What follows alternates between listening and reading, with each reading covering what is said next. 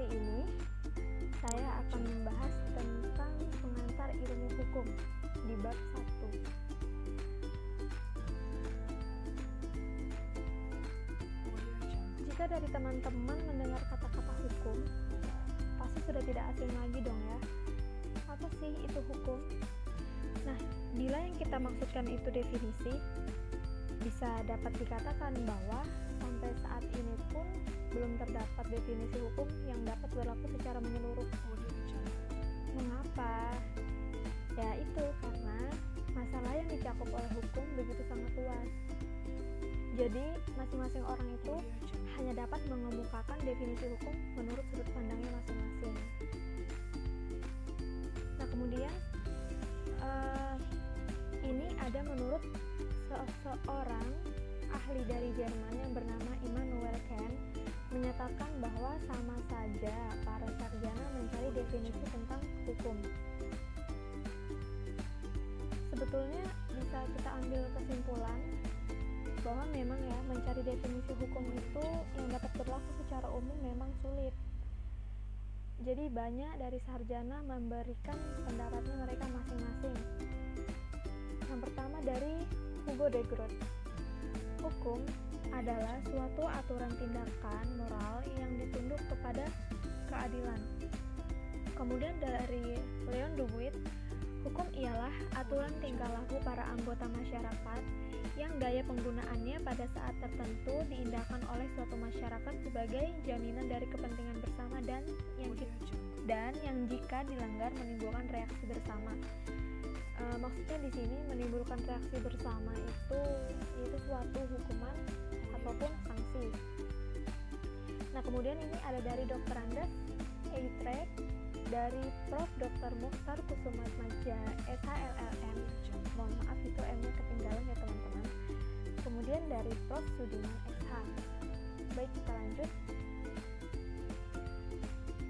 Dari mana sih asal mula hukum itu? Nah, bisa kita baca di sini ya.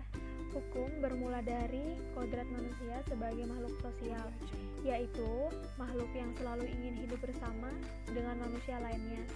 Seorang ahli pikir Yunani bernama Aristoteles menyatakan bahwa manusia itu adalah zoompolitikon. Maksud dari zoompolitikon itu makhluk yang pada dasarnya selalu ingin bergaul dan berkumpul dengan manusia yang lainnya. Bisa kita lihat di sebelah kanan ada bagal dong, sorry tipu. Ada bagan asal mula hukum, yaitu yang pertama manusia, kemudian masyarakat, kemudian kepentingan-kepentingan, adapun dengan perpecahan dan norma ataupun kaidah. Jadi manusia di dalam hidupnya itu mempunyai kepentingan sendiri-sendiri yang tidak selalu sama dengan kepentingan manusia lainnya dalam masyarakat.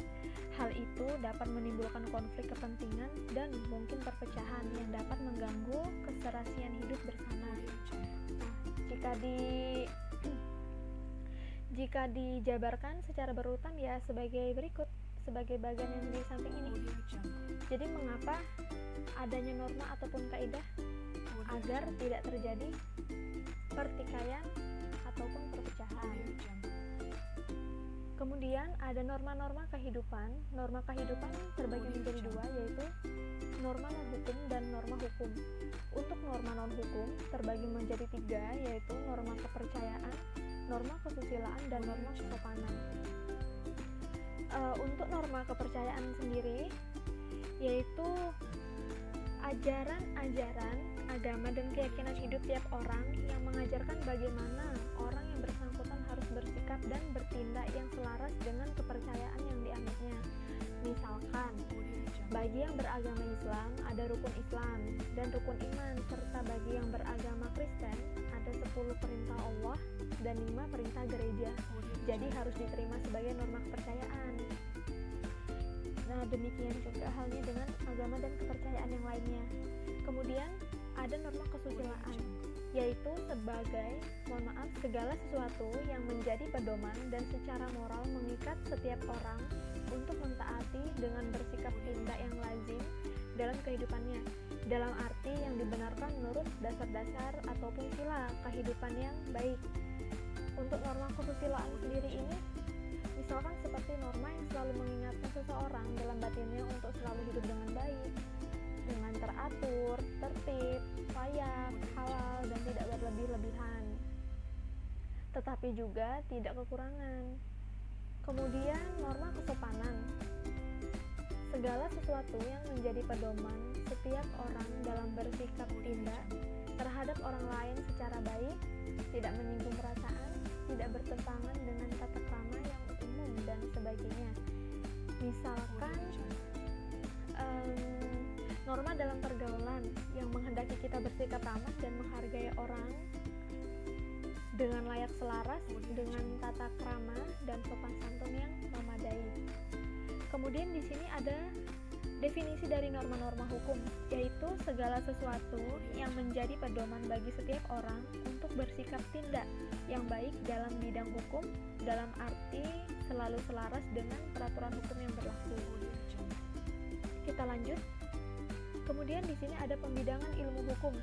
Menurut isinya, hukum dibagi menjadi 3 bagian. Yang pertama, hukum publik.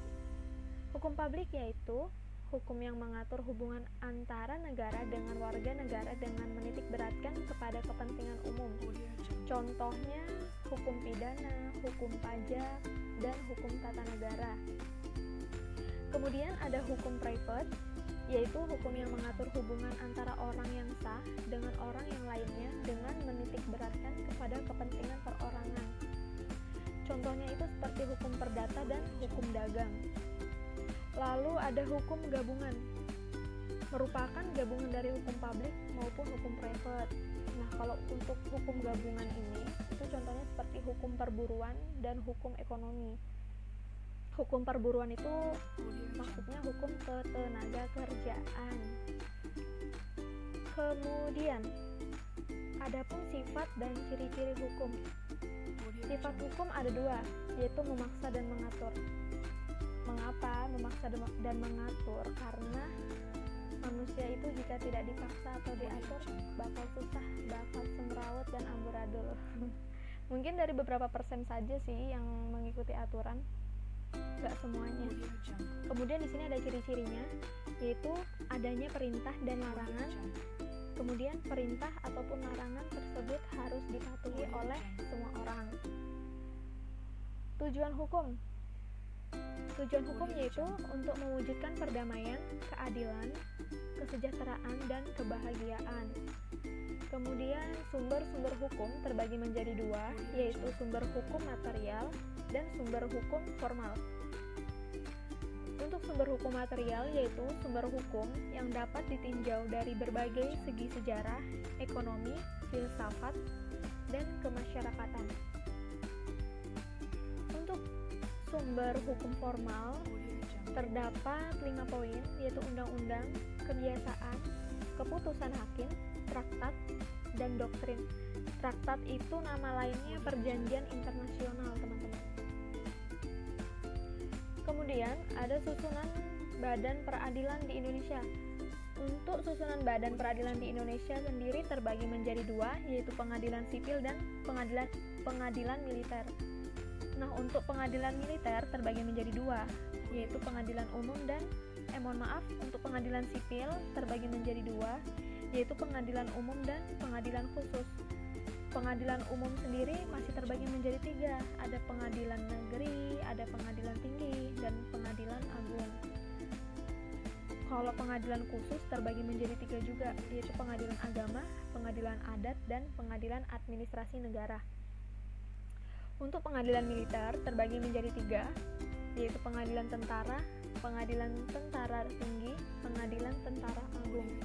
Bisa teman-teman lihat di sini, sudah saya terterakan per definisi masing-masing ya.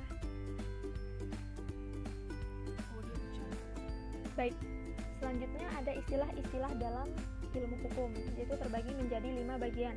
Yang pertama ada subjek hukum. Subjek hukum adalah orang, perorangan, atau badan hukum yang berdasarkan hukum telah mempunyai hak dan kewajiban atas sesuatu tertentu.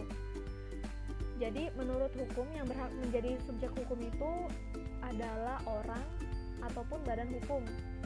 Kemudian Objek hukum adalah segala sesuatu yang menjadi sasaran pengaturan hukum di mana segala hak dan kewajiban subjek hukum berkaitan di dalamnya. Kalau untuk subjek hukum ini yang dimaksud yaitu seperti benda-benda ekonomi, tanah, gedung-gedung, nah itulah. Terus perbuatan hukum adalah setiap perbuatan subjek hukum yang dapat menimbulkan akibat hukum. Ini contohnya seperti mengadakan perjanjian ataupun kontrak. Kemudian ada unifikasi hukum, adalah suatu langkah penyeragaman hukum atau penyatuan hukum untuk diberlakukan bagi seluruh bangsa di suatu wilayah negara sebagai hukum nasional negara tersebut. Itu contohnya seperti KUHP. Lalu kodifikasi hukum adalah suatu langkah pengkitaban atau penulisan hukum ke dalam suatu kitab undang-undang. Nah, baik, segitu saja presentasi ataupun penjelasan dari saya. Sebelumnya terima kasih sudah menyimak. Semoga dari apa yang saya sampaikan tadi bermanfaat untuk teman-teman semua dan untuk saya, dan dapat menambah wawasan kita semua mengenai tentang hukum ini sendiri. Jangan lupa di subscribe teman-teman.